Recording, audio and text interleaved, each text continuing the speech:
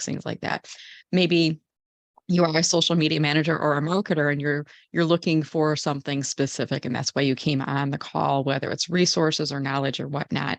So keep in mind that when you do your introduction, you can share anything you'd like, maybe, and from there you might be able to connect with folks who can help you. So I think we're going to go ahead and get started here. My name is Brenda Meller. I am your host. This is the fourth Friday of the month. Gosh, October flew by so fast. Today is Friday, October 27th, and I'm delighted to see all of you joining us here.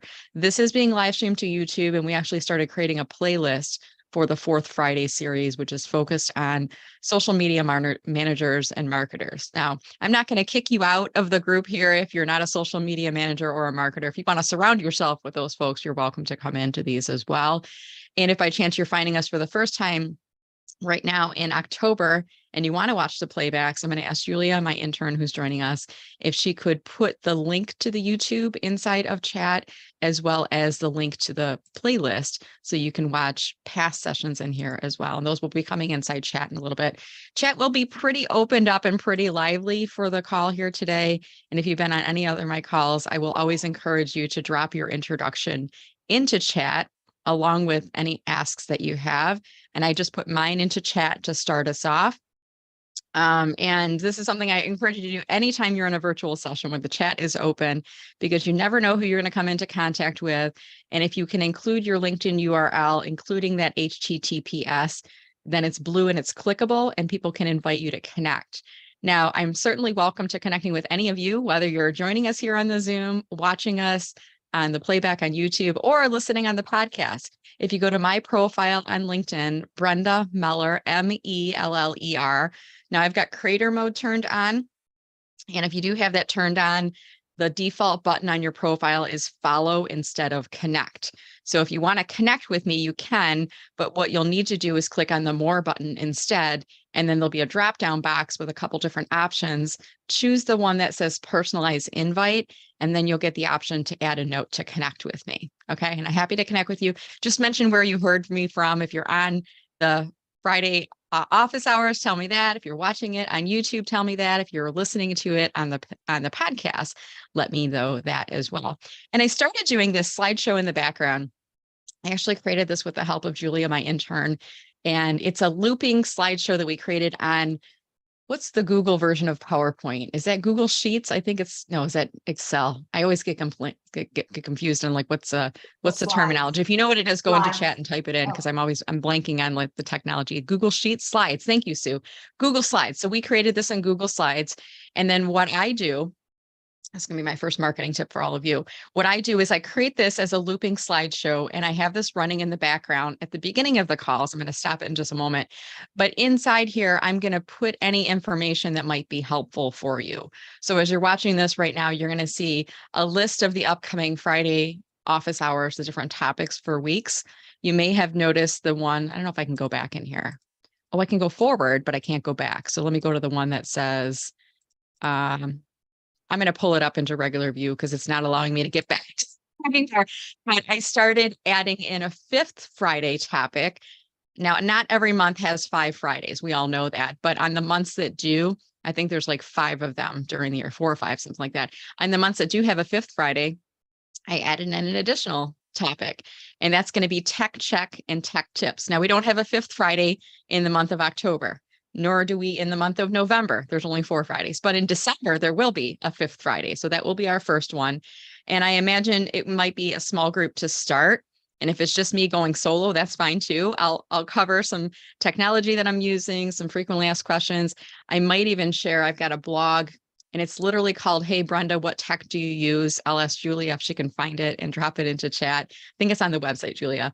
And a lot of times when I get people saying, what camera are you using? What's your lighting kit? How did you get those lights in the background? I'll add that into my blog. So it kind of lists out all the technology that I use. Now, I'm not an influencer in that I don't get products sent to me for free to try and to tell people about. Maybe I'll get them someday, but right now it's just, I find things. Sometimes I hear about products from other people and then I add them to the blog. So we'll do that in the fifth Friday. So it'll be technology check, technology chips. What I mean by that, technology check, If you're having issues with technology that you're using, and I can help you. Think about me as your marketing department. If you come to me and say, hey, my Zoom is not doing this and yours is, how did you get it to do that? Or how do I get my microphone set up for best use? Do I need a microphone? Things like that. And sometimes we'll cover things that are Zoom specific. Other times we'll cover, like I said, lighting, microphone. We might talk about using different technology to support our jobs in social media or in marketing. We might even talk about some of the tools I use, the software tools that I use, Canva, for example, or I use Text Expander, variety of things that I could talk about inside there. So we'll kind of let that flex based on what the interest is for the month, but I'll always have with me a back topic item that we'll cover in case there aren't any questions that are coming in. And then the other weeks, we have a job seeker focus first Friday. Second Friday is for coaches, consultants, speakers, and authors. Third is the LinkedIn company pages. So the next week will be for job seekers. So if you know of anyone that's in career transition, gosh, I just realized I don't even have the webpage on here. How terrible is that? And you ever do this when you're in a presentation, you're like, I forgot to put what people need inside here. And that is the web address. So I do things on the fly sometimes, like I'm doing this right now, and I'm just going to paste in this web address. So if you want to share this with anyone, you can tell them to go to mellermarketing.com/FridayVIP, and they will see a list of all of the upcoming topics along with a link to register. And because I help to merchandise things, the playbacks to our previous session. So it'll actually show you the YouTube channel with the playlist with those in there as well. And it does give a little bit of instruction, the who, what, when, where, how much does it cost? These are all free and why. And by the way, I make these free. Let me lean in on this one because these are my peeps who are on the call with me. I do these for free rather because these are a marketing tool for my business. You guys know that, right? You guys and ladies, I should say, because there's mostly ladies on there. I do this for free. And there's a lot of different tools that you can use to bring people into your audience, bring people into your community, to broadcast, to share knowledge with people. I don't do freebie phone calls anymore. So the people that say, hey, Brenda, I'd like to pick your brain about something. I'll say, I'll look at the topic that they're, what they're asking me about. If it's a job seeker, I'll say, come to the Friday office hours. If it's somebody in social media or marketing, I'll say, come to this group. So depending on what they're looking for, I'll derive them here. But I was just talking with a client yesterday. I was doing a LinkedIn Power Hour coaching session with him, and we were talking about different techniques and strategies of growing his email list. And we were talking about lead magnets. I'm sure you've all heard the term lead magnets. Back in the day, we used to refer to these things like white papers or gated content or things like that, like meaning you have to provide an email to get something of value. And I know about you, but like white papers, you can find them anywhere. Where I'm going to give you my email address to get a white paper. I don't know if it's really that valuable, but nowadays they're called lead magnets internally. To your customers, you're calling them free resources. So I have a variety of free resources on my homepage of my website. And I'm going to pull that up right now just so you can see. I'm currently up to 6 checklists that I'm promoting right now. So if you go to my website homepage, mellermarketing.com, that's MELLER marketing.com, you can see I've got these 6 different free downloadable checklists. And this brings people into my universe, so to speak. In exchange, you get a free checklist of really great tips. So I have a couple different things, and this is what I was talking to my client about, a couple different things that I do to continually grow my email list and also to create content. If you want to learn from me for free, there's a couple ways you can do that. You can go do the work yourself. You can go look at my blogs. You can read my YouTube videos. You can buy my book. It's a $20 book, so it's not entirely free, but you can do the work yourself. If you want to learn from me for free, you can come on my VIP office hours, but do keep in mind, we're going to broadcast this out to YouTube. This is going to be used on the podcast later. So you get some group discussion that goes along with it, or you can work with me for paid services. Cause I am self-employed. I don't get a paycheck unless I get paid. I don't know about all of you. And that note, you may have noticed in the slideshow, I had a slide that talks about referrals appreciated.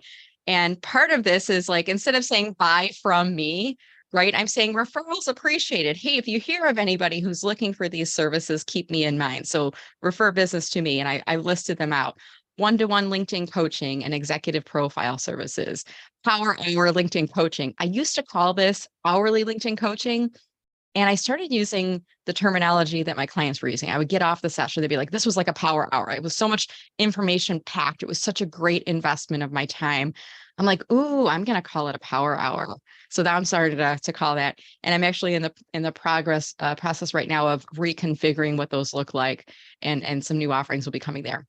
I do LinkedIn team training. I do company page coaching, and I'm also a keynote, both virtual and in person. I'm going to add that to my slide too, because that's what you get when you get with me on these sessions. I'm not perfect. I'm not super overly polished.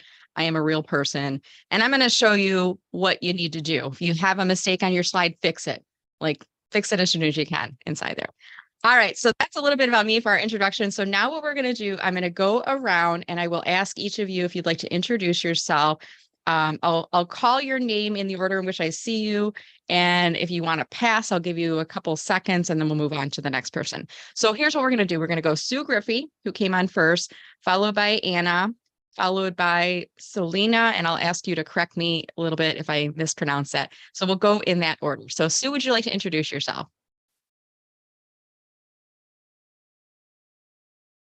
We cannot hear you. I can't hear you. I know when there's there we go. Now you're up. I know. I need this for myself, right? I'm Sue Griffey. I'm known as Sue Mentors, and also you've seen me, the mentor with Pom Poms. I have a global mentoring practice, and I primarily help people in transitions, mostly job, but sometimes promotions and fellowships. Love to be here. Love to celebrate wins with everybody. And Selena, I just sent you a connect request because I'm not yet connected to you. So thanks. All right. Thank you, Sue. Great to see you. Okay, next up, Anna, would you like to introduce yourself? Yes. Hi, thanks, Brenda. It's been a long time. I'm back because I gained so much value from you before and I need you now. So here I am. My name is Anna Andrish. I own QA Strategies. I help agencies, organizations with their quality assurance, quality improvement needs. And I'm just looking to learn more and to connect with people. Glad to be here. Wonderful. Well, it's great to see you. I haven't seen you for a while, and it's nice to see familiar faces coming back into the room here. So thank you so much. All right, Selena, did I pronounce your name correctly? And if you would like to, please unmute yourself. Hi, Brenda. Yes, I'm Selena Stone. I'm here in sunny Florida. I spent nearly 30 years in corporate America helping build billion-dollar brands. My background is in marketing and HR. I now do consulting and coaching. I'm also a keynote speaker.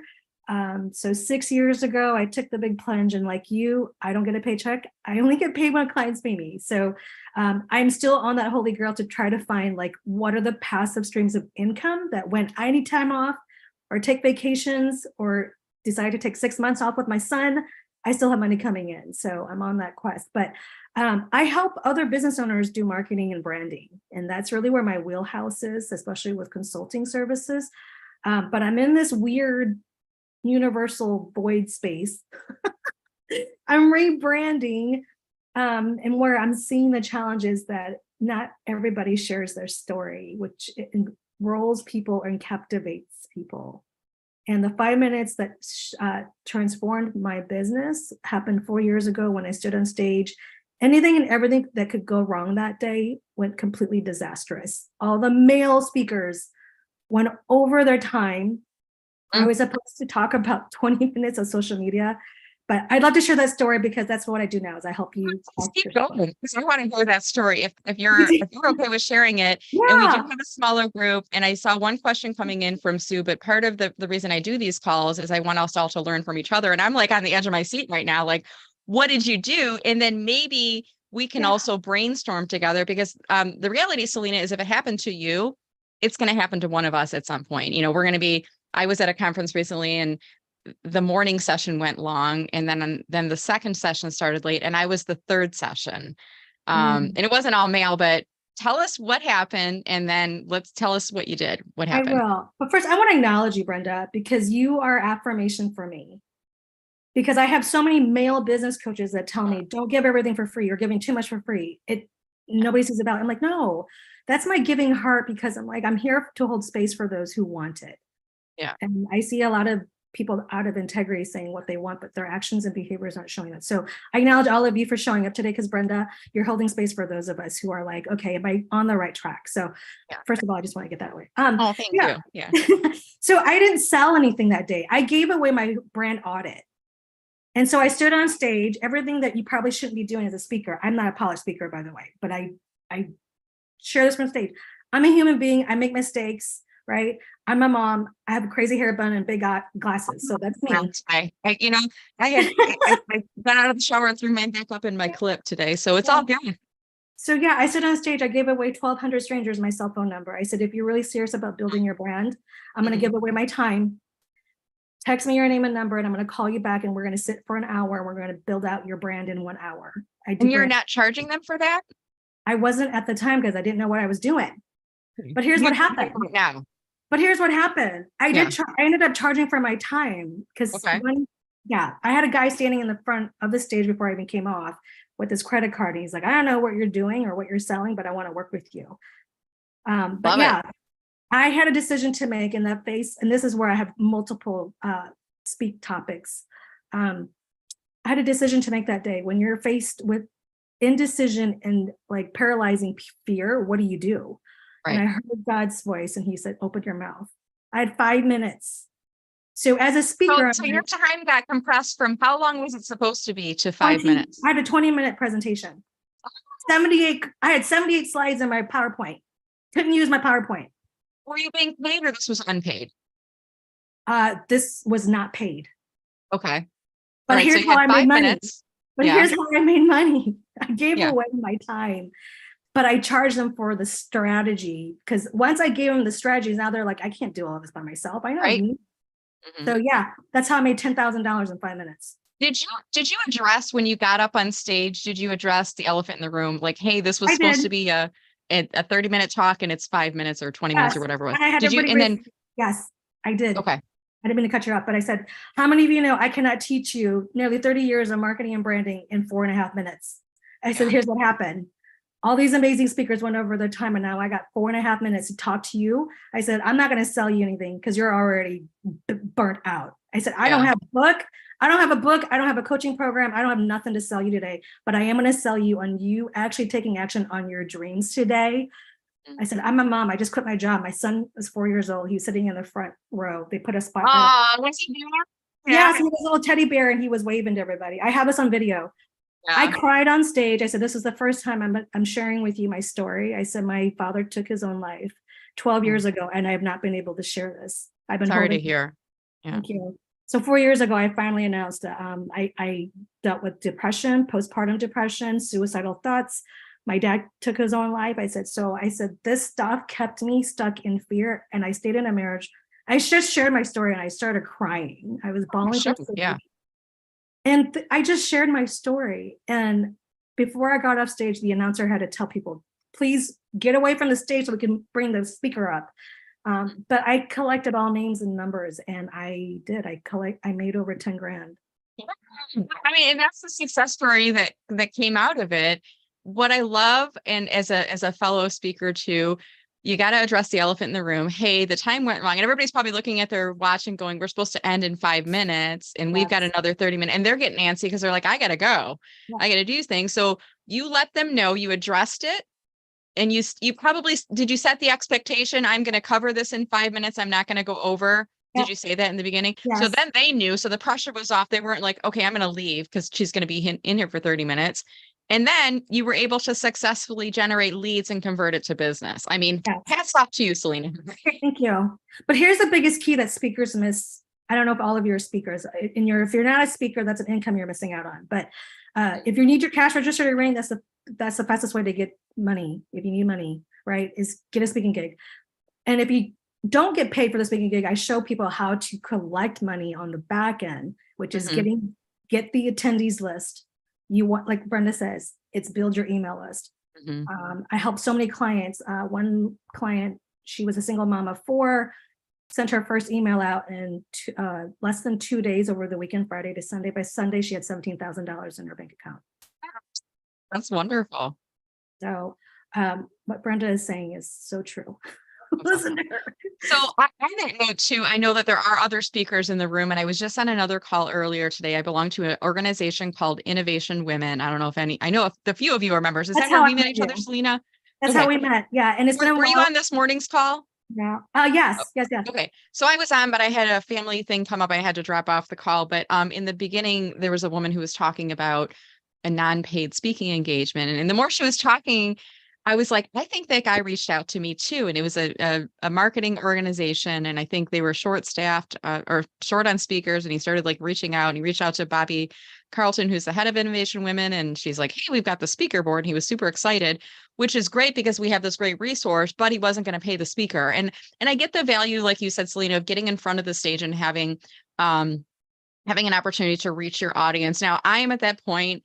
And he reached out to me and said, and it was an event in Philadelphia. I'm in Metro Detroit. And he said, it's not paid, but it's a great, I'm like, sounds like a great conference, but I don't speak. I'm at that point in my career where I don't speak for free going out of my geographic area. I sometimes will do it in my local market, but only if I have an affiliation with the organization. And I didn't tell him the other part, which is, and you're not charging attendees. Like if you're charging, and I had another one come into me this past week. He asked me about speaking, and he said the speakers pay him to speak at his event. And on top of that, they're charging tickets. I'm like, do I look dumb? Because I'm not dumb. I This make money too, right? This is such an awesome topic, and I love this because Yeah. I learned from my partner Will. He's been a motivational speaker. He's been all around the world. Spoke at the London O2 Arena, huge, like 30,000 people. But this is what I learned: there's always golden opportunities in a scenario like this. So there's an old model of pay to play. You pay to get on stage, which all these speakers did. So they, of course, they had their time and they felt they could go over. I can't see myself paying to speak, but I get that it is a model. Yeah. Yeah, but because I was such a brand new, I had just quit my job. I didn't know what the hell I was doing, right? So they're like, oh, she does marketing and branding. We need her. Right. So I didn't get paid, but however, I did. It's the power of negotiating. Mm-hmm. Listen, if you're not going to pay me, then at least. That's what I shared in the Speaker Friends. I said, if I don't get paid, here's what I negotiate. A copy of the attendees list, if they'll give it to me. If not, I will bring my pie tin with me if it's a live event, and I'll have people drop their business card in the hat to draw a copy of my book I give away for free. I'll also put a Post-it notes and a pen in there in case people don't have business cards. So at least I get their name, and then I connect with everyone afterwards on LinkedIn. Or the opportunity, if they're not paying you, I'm definitely selling from the stage. I'm not even going to ask you that. I'm going to weave that into my closing and my presentation, because if you're not paying, I need to get clients from this. So there's a bunch of different things. And if anyone else has suggestions on other things that you can get if you're not getting paid to negotiate, please drop it into comment. If it's okay, Selena, I'm going to move us along because I think Sue had a question. I want to rotate us around. I want to make sure we're not just talking speaker stuff today, but this was such a great start to our call. So Sue, you had a question about timing to a post when you have multiple posts on the same event. So talk to us a little bit about what you're looking for. Yeah. And I think you've given us a model, but I wanted more guidance personally from you. I went to my 50th reunion and several events happened, and I haven't had a chance to post except on the very first day when I met some people in the area. And I still want to acknowledge what I did, also what the School of Nursing connections are. And it's a while ago. And so my question about timing is, do I say this happened 2 weeks ago? You had a model where you were talking about an event over several days. You posted it, and then a couple of days later, there were, in terms of what LinkedIn gave me, I saw your pictures, then you posted again. And so I don't know how to address the timing, because it seems like everything I do, either there's nothing for weeks and then it all clumps together. Yeah. So that's the guidance I wanted on timing. Do you mention the timing in the post? Do you, how do you relate it? So great question. So I'll start, and then if others from the group want to chime in, I'll ask if you could please use your reactions and raise your hand, and we'll kind of do that so that we're a smaller group, but that way we're not speaking over each other. So if you click under reactions, there's the raise hand. I'm going to use mine as an example here. All right. So in terms of this is post event, how do you market it and how do you time the post? And then what do you say? Did I capture that correctly, Sue? Okay, so and the goal with this is to, I mean, I'm thinking like, what's the end game with this? The ultimate goal is to make sure that people know that you're a speaker, to keep you top of mind so that when other organizations are looking for speakers in the future, they're thinking of Sue. They also know maybe what you're speaking about, the topic, and you're merchandising, you're showing people enjoying your talk, raising your hand, having a good time. Is that kind of fair to say? All those And things? I want to acknowledge the people that asked me to do things as well. Thank you. Okay, so the organization who booked you, you want to Yeah. acknowledge and Yeah. recognize and appreciate them as well. So first I want to say, events, tell me if you all agree with this. October and February are the biggest months for events. I find like my October, I had 4 conferences I spoke at this month, and I didn't even realize it until we were like in the middle. I'm like, oh my gosh, 4. It has not been like this since pre-pandemic. I feel like it's finally starting to come back, but it's like October's pretty heavy. November's got some things. I've got some team training and some other things that are coming up. They just came out of the woodworks, kind of a thing. And then it'll be quiet in December. It'll be like a ghost town in January. I'll be panicking. I'll be like, oh my gosh, what am I doing? Why did I leave corporate? There'll be like a period of time in there where I'm like, they all figured out that I'm a hoax and I'm not worth anything. I'm going through that really deep part of imposter syndrome where I'm like really questioning my life, and I'll be sitting there talking to Pepper, my dog, like, what are we doing? And then like the next day things will start to come back and February will hit, and then it'll be like a really busy event month in February. And sometimes it happens to where I'm speaking at an event, and the most recent one was last Friday. And during the day, I was doing a LinkedIn workshop. So people were posting about it on LinkedIn on Friday, and I was interacting with their posts. I tend not to reshare because there's an algorithm penalty that occurs, and I really want to reward the people who are posting. But what I would do is if they didn't acknowledge the host, her name was Zelania Allen, or the organization National Entrepreneurs Association, I would tag them in my comments. So that's one way, doing it on event day, just getting into the comments when you can, even if it's in between breaks, in between workshops, things like that. Over the weekend, I continue to massage and comment back and reply back to people. Monday, I was off to the races, off and running. And it was like, I had stuff going on Monday, stuff going on Tuesday. Wednesday, I'm like, oh my gosh, I haven't posted my stuff from the event already. And I think it was like Wednesday, or maybe it was even yesterday, that I did my post. I think it was Wednesday. And I pulled, at this point, I was walking the dog doing the post. And when you upload from your phone, you can upload 10 pictures. Okay. So I was very strategic in thinking about what are the first 4 pictures that I selected from my phone. And I don't know if you all knew this, but the order in which you select them is the order in which they appear. If you select 1 photo, it will show like in full view. If you do 2, it cuts them in half. And sometimes people will get cropped out, of the view. If you do 3, I think it does 1 on the top and then 2 little ones on the bottom. They're kind of square looking. If you do 4, it goes 1 on the top and then 3 on the bottom, and they're kind of square-ish looking. 5 or more, it's the same as the 4, but then there's an arrow on photo number 4.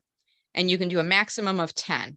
At least the last time I tried this was a maximum of 10. I don't think they would have increased it since then. So I had to think strategically about, I wanted the conference organizer, Zelania Allen, in the first photo, or at least the first previewable area of photos with me.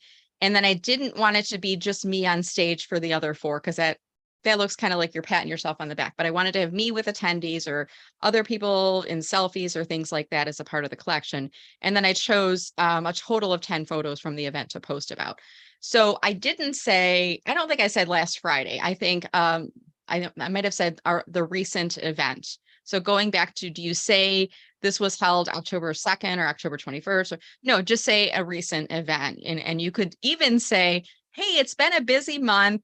Now that I've got a minute to catch my breath, I wanted to share photos from this month's event XYZ. Thank you again to Sue Griffey for hosting me through her organization XYZ. So that's how I would do that. I want to pause right there. Does that help you, Sue? That's exactly it. I couldn't even think of the language, and I think that's great because I can acknowledge it. And I love the idea of thinking more broadly, like, oh, it's sort of like, okay, how many days in the month I've got left? It's still an October event. Thank you. I don't even know that there's a time frame. I would probably say within a month, or, I think that's good. And even in September, I have to think back now. September was TEDx Detroit, and it was on a Wednesday. And a bunch of people, same thing, posted on a Wednesday. Thursday, I was catching up. Friday is always a busy day for me. So by the time I thought about posting, I think it was like a week and a half later. But honestly, what happens after those really big conferences and events is everybody is posting some on Wednesday, but it's typically Thursday and Friday. And then there's a couple people that trickle out on Monday, Tuesday, Wednesday of the following week. And then it kind of goes a little bit, I don't want to say dark, but it fades away a bit. So when you wait a little bit of time after a big event and then post it, it kind of brings it back up again. And especially if I would recommend doing two things: tagging the people who appear in the post on the photos and or in your post. Do that because that's intentionally tagging them, and that's helping to broadcast it out to their network because it pushes it into their homepage feed for one. By tagging, they will get a notification that you're mentioning them in the post. In addition to that, I would also, at the bottom of your post, there's a little paper airplane. Click on that and message it to them. Hey, Sue, wanted to make sure that you saw that I tagged you in this photo. Since it's been a few weeks since TEDx Detroit, I wanted to make sure you didn't miss it. And that's kind of like my Band-Aid foolproof method, because notifications on LinkedIn are not good. They're a little wonky. Wonky is an official term. I don't know what the exact algorithm rules are on notifications and why we're getting certain things and why we're not getting others. I also know if you've got a lot of notifications, it's in there, but it's buried.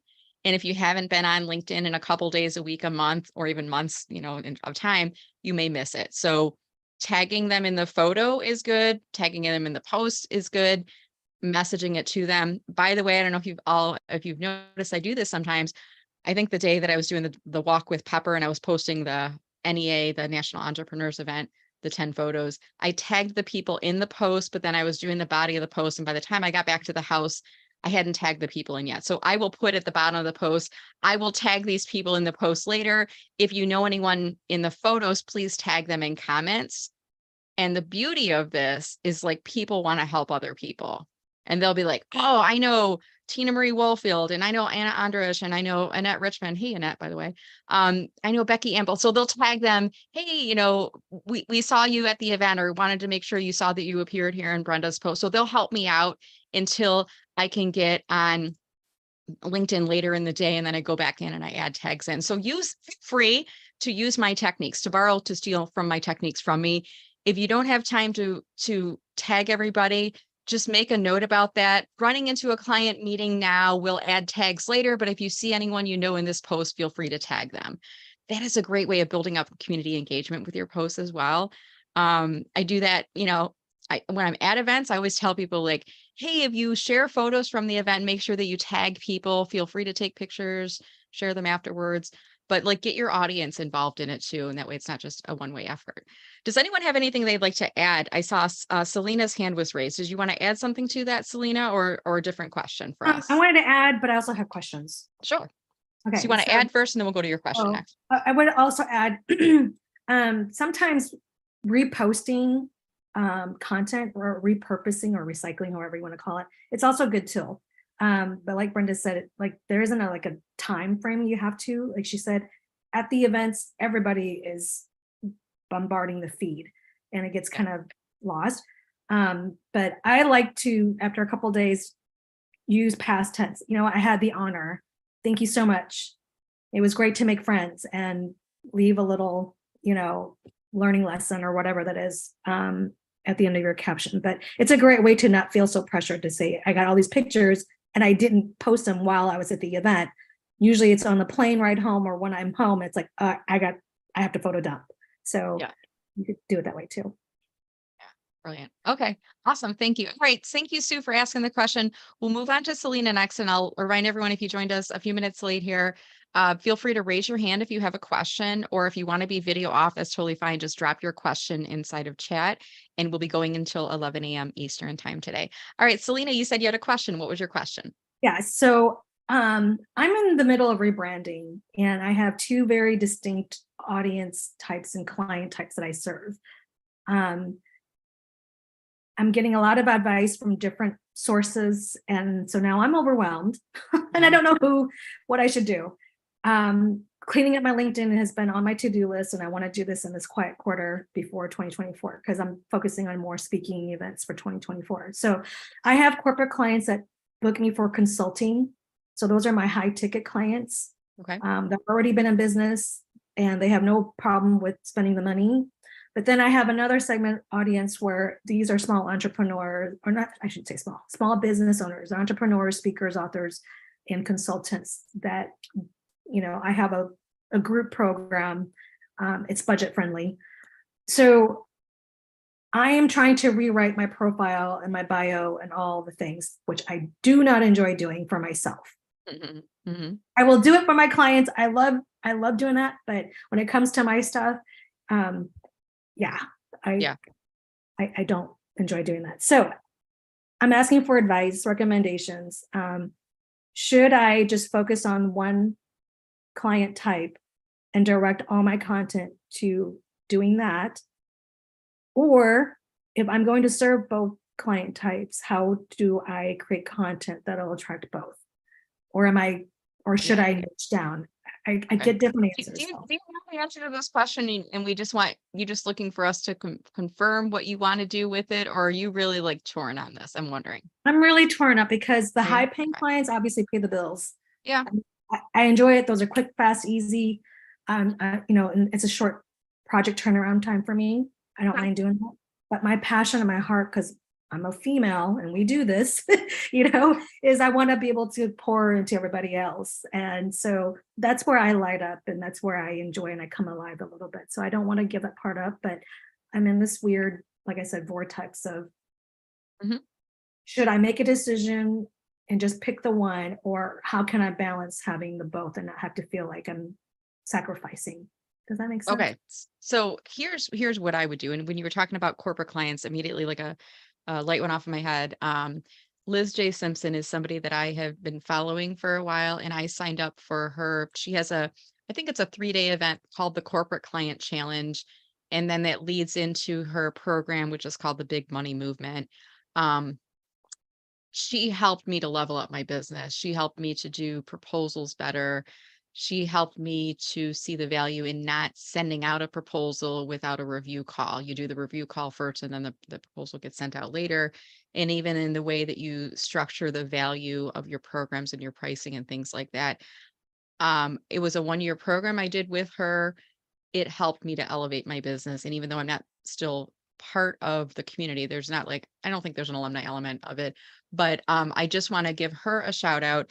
And I'm going to drop the link inside of chat. I think she now charges for the Corporate Client Challenge and might be $50 or $100 or something. It's worth it. And then you can learn more about her program. So if you're interested in finding more corporate clients, she's brilliant. She's got an amazing inspirational community. Thank you. Aside from that, so going back to, you have 2 diverse audiences. If you want to market to both, what I would recommend that you do is list out, and since you work with people on evolving their brand, I know sometimes it's hard to do this ourselves, but list out what are all the pain points that you solve for each group, and even like put each of them on a piece of paper on their own. So the pain points that you solve, the solutions that you're offering to them, key messaging points, just kind of list everything out. Do one list at a time, and then look at what's the same on both sides of it. Then you focused on, what do they call this? Transferable skills. I've heard this used by job seekers, but transferable skills. What can you use that you gain from your retail job that you can use in graphic design, for example? So there are some things like customer service and teamwork and, different things like that. So think about transferable skills or things that overlap for both audiences. So what are the common denominators for both groups? And that's what you focus on in your brand messaging. Okay. So that's what I would do. I want to see if others from the group have any thoughts on there. If you're marketing to 2 diverse audiences, what do you do differently? Or what do you do in your messaging? Does anyone else have any thoughts on there?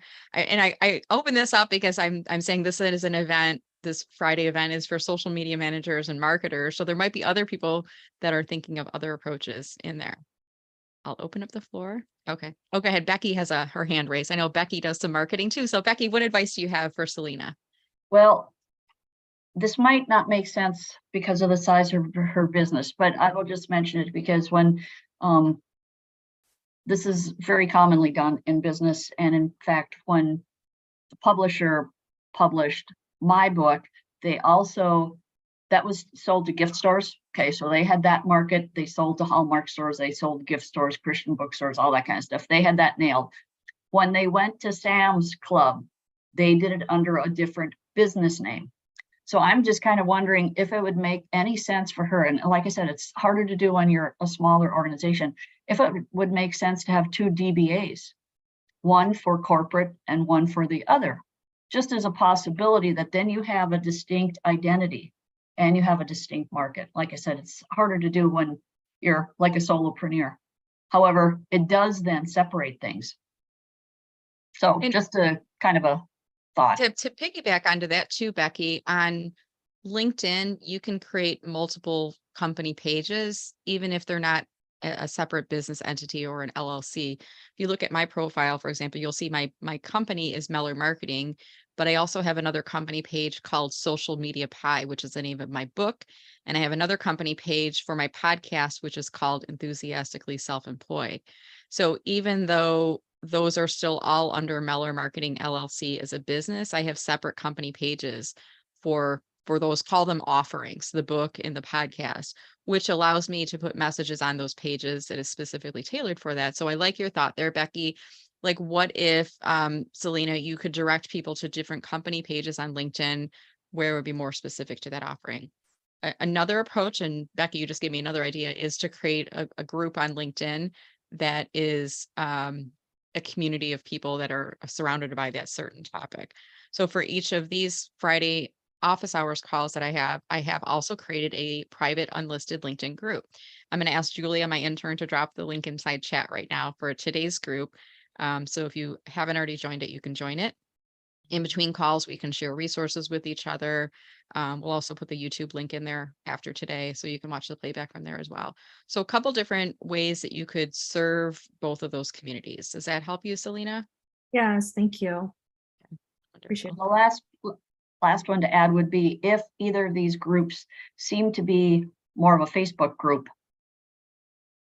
You know, Brenda, with the idea of multiple LinkedIns, maybe there's a group that, you know, probably not the corporate one, but maybe somebody relates better to Facebook, if you can manage all that. But, you know, you can almost duplicate your Facebook and your LinkedIn a lot of ways. Yeah, absolutely. On that note, I was on a call with a client yesterday and we were reviewing their profile, Selena, because they were evolving their business and we were looking at their contact info. And I always tell people your contact info on LinkedIn, for the most part, it's only going to be viewed by your first level connections. Some of the information like the URL, sometimes the websites will show to public as well, but typically it's only to people who are first level connections. So if I want to do business with you and I click on your contact info, and this particular person, they were promoting a masterclass. That's a monthly masterclass, but they only promote one at a time. And I think it's a November 3rd event. So in their header, they said, register below for the masterclass. And they had like an arrow pointing down. And in their top header card, because he had creator mode set up, they had the custom link that said, register for my masterclass here. And what I told him was, if the masterclass is the top area of focus for you right now, make sure that it's accessible to people and you can find it in multiple places on your profile. And I said, put it in your contact info. And he said, well, I already have it in the custom link in my top header card. And I said, yeah, but I'm not going to see that. Like, not me personally, but some person's not going to see that. And you have an arrow pointing down. So they're going to look for wherever. Some people might click on contact info. So put it as one of your 3 links in your contact info for now. Maybe put it in your featured section as well. So make it easy for people who are stumbling across your profile. Assume that your target audience is not connected to you. And this is something I do for all my clients. Assume they are not connected to you. Can they find a place on your profile to learn more about you?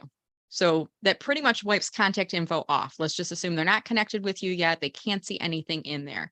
Inside your about statement, are you telling them where they can go to learn more? So for you, Selena, it's probably something you're already thinking about, but there should be like a paragraph blurb in your about statement for each of these unique audiences. Are you a solopreneur? You know, I offer X, Y, and Z. Here's a link where you can go to learn more. Corporate executives looking to define your brand, whatever, you're describing it to them, go here to learn more. Now, what's going to happen is the solopreneurs are going to zero in on that paragraph on solopreneurs. They're going to skip the corporate exec. They're not even going to read that paragraph because the heading's not relevant for them. The corporate executives aren't going to read the solopreneur. They're going to only read the heading that's relevant to them. So let's make it easy for people to do business with us, assuming that people that land on your profile, they're readers. They're not stalkers. I don't like calling them stalkers, but they're readers. They're consuming. They stumbled upon you. They heard about you someplace and they're like, okay, I want to figure out where I can learn more about this Brenda Meller and her coaching programs and whatnot. But maybe I'm not ready to invite her to connect yet because I don't know if she's an overly aggressive salesperson. And I just want to like do my research first. So I'm going to scroll around her profile. I'm going to look at all the stuff and then maybe eventually I'll connect to her. But I want to give people a way to learn more about me as well as to reach out to me if they're ready to learn more. All right, Annette, I see that your hand is raised. So how are you doing today?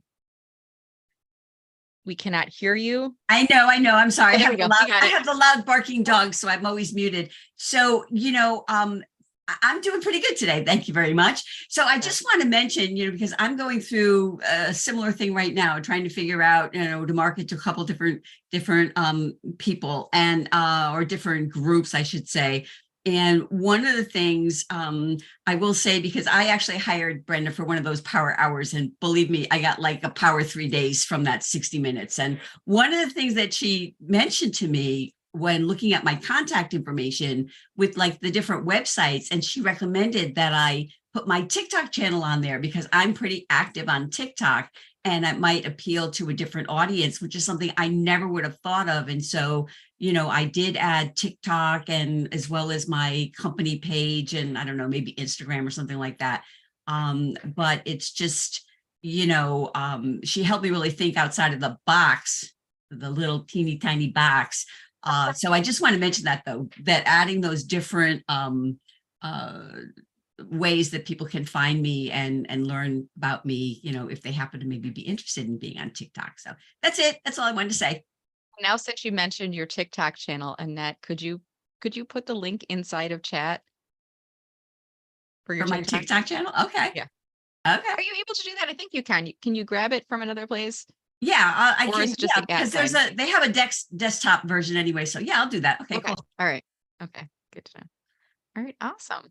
That's great. So yeah, I started using that terminology, the power. And here's the funny thing. For all of you, if you are service providers, like I want to encourage you to just listen to your clients too, because sometimes your offerings may evolve based on your sessions and the things that you're doing. So for example, I had a coaching call with a client this week. He booked a 1 hour session with me. And the irony is like, we've been friends and following each other for years. And he finally booked a session with me. And he said to me, when I thought I was, when I was ready to invest in someone to help me with my LinkedIn, I didn't even look around. Like I knew you already, and I think that's an important thing. And I even want to like think about how can I work that into my messaging language as I'm marketing these power hours. But I did the session with him and we were about 45 minutes into it. And at the beginning of the call, I always start with like, what specific questions do you have or what are your goals for this call? And then if you don't have any specific questions, I'll say, I'll look at your profile, look at your page, I'll give you tips, whatever you need. And it might be a little bit of both, but I always like to start with what are your questions? And he gave me a couple questions, but then we went, in one question, which took us, it's like kind of veered off the trail. We went to a different direction. 45 minutes later, we hadn't answered his questions yet. And he jokingly, he said, I know what you just did. You just, we used 45 minutes talking about other stuff so that I would have to book another hour with you. And I said, no, I said, well, let's stop right now. We'll go back to your questions. He's like, no, this is really good. I'm not, he's like, I'm kind of being facetious about it. I got so much more out of this call than I had anticipated from you. He's like, but now I'm thinking when I booked this with you, I knew that you had a 1 hour session for $250 and you have a 4 hour session for $600. Can I just like upgrade to that? Absolutely. And then I just thought, you know what I'm going to do from now on for every single phone call, instead of sending the person after the call, I send them a playback email and here's the resources and here's the chat and here's the link to book another $250 call.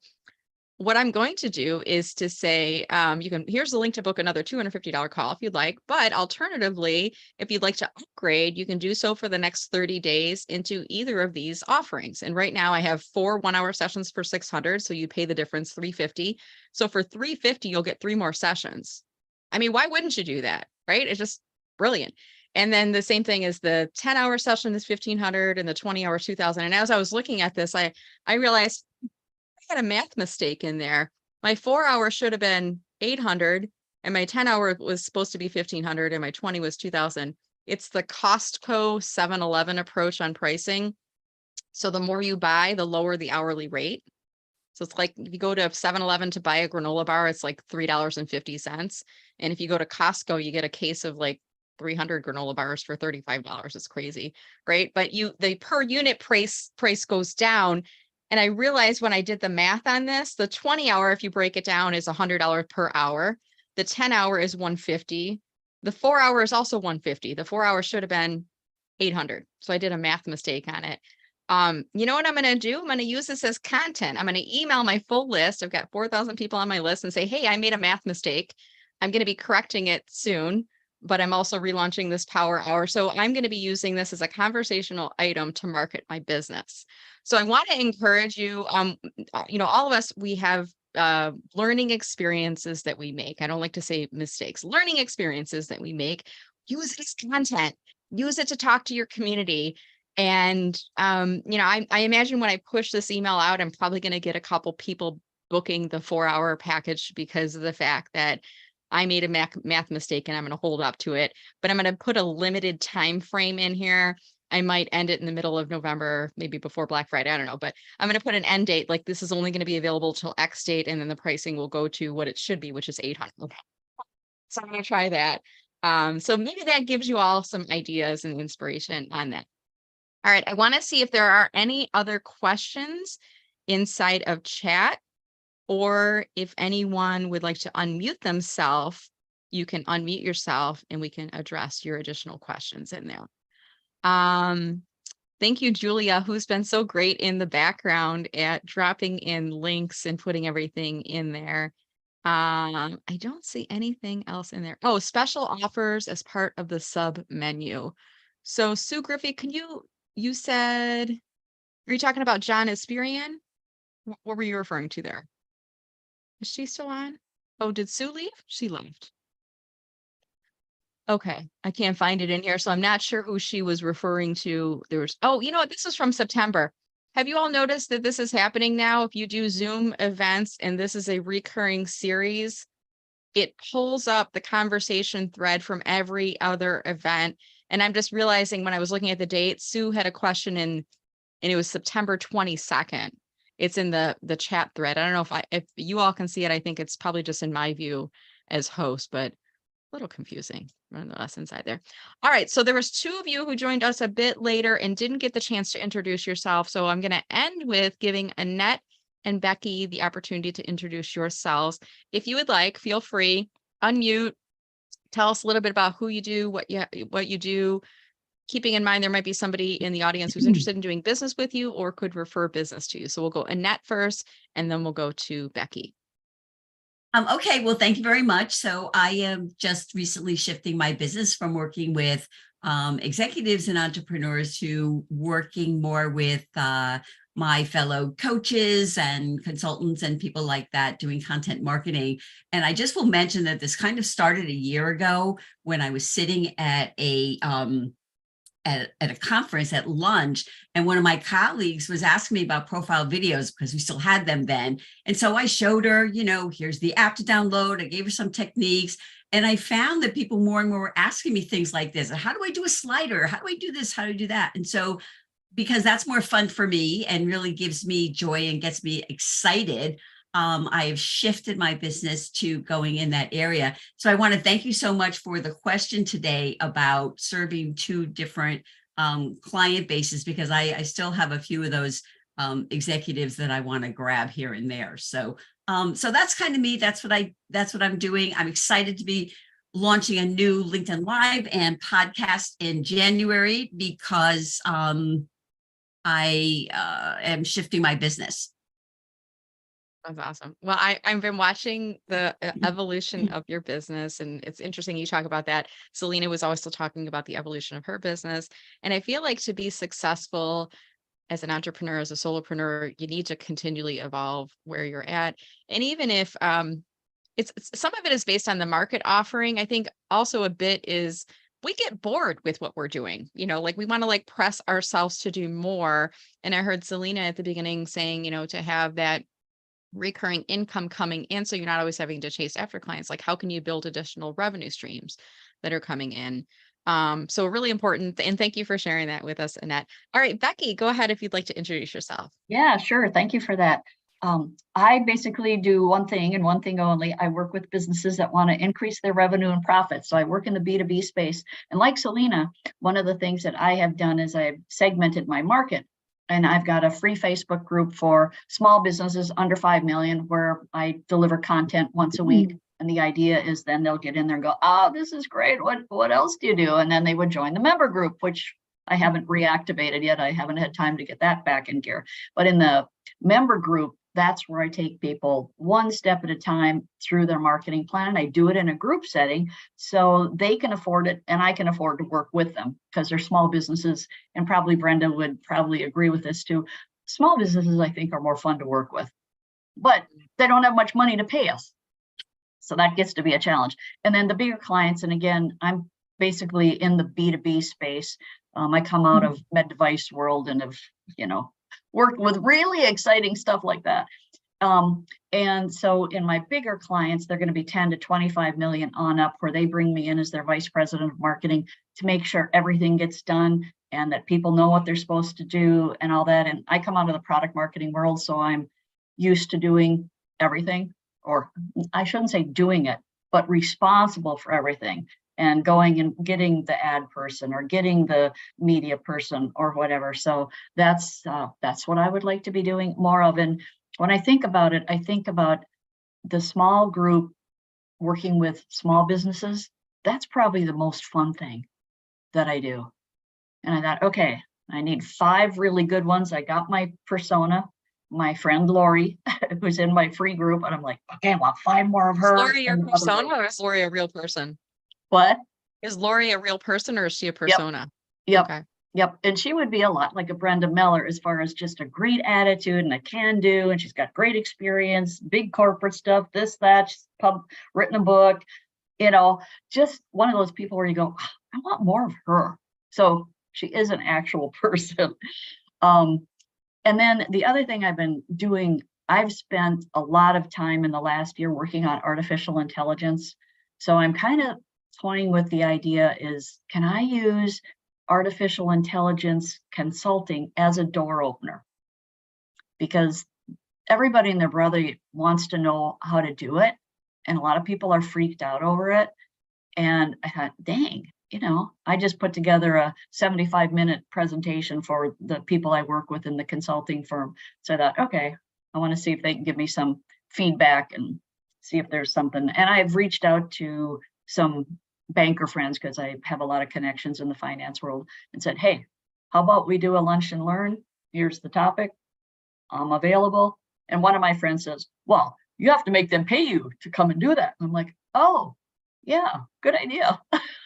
Yeah, I always I'm getting better and better at it. Like the further my business goes along, asking the question, sometimes I will do things for free, but typically I won't. And I'm even finding myself now too, if I'm asked to speak for a group for free, I was talking about this in the Speaker Friends Friday call this morning.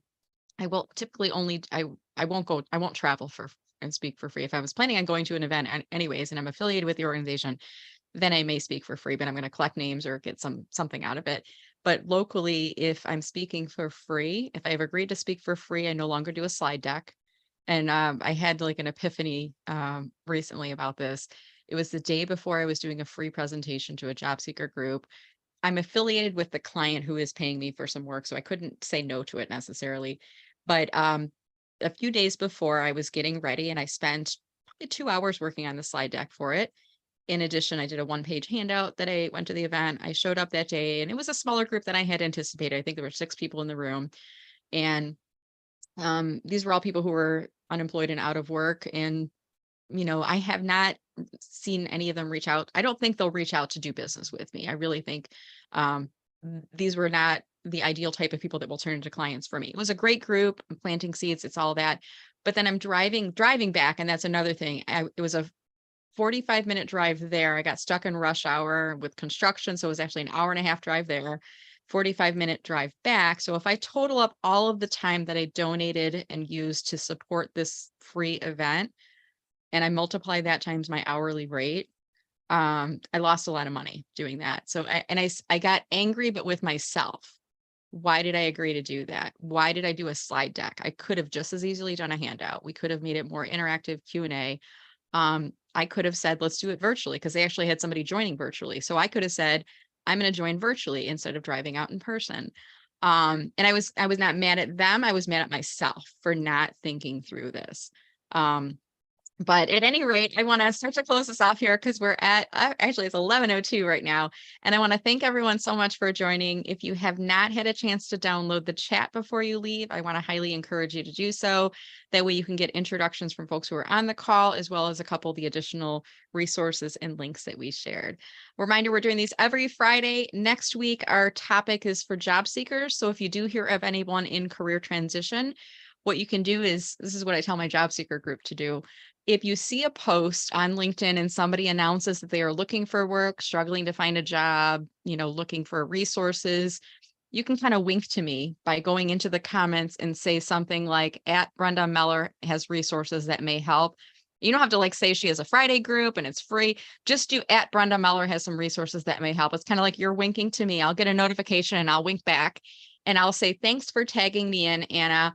Here's the link to my Friday group. Selena, come and join us. It's free. It's next Friday. So feel free to do that and to help spread the word. And with that said, have a wonderful weekend, everyone. Stay safe and stay healthy and be supportive of each other. Crazy things happening in the world nowadays. And I think it's really important that we be kind and help to lift each other up and just be respectful to everyone. So with that said, have a wonderful weekend. Thank you again for joining, and I will see you all in the future. Take care.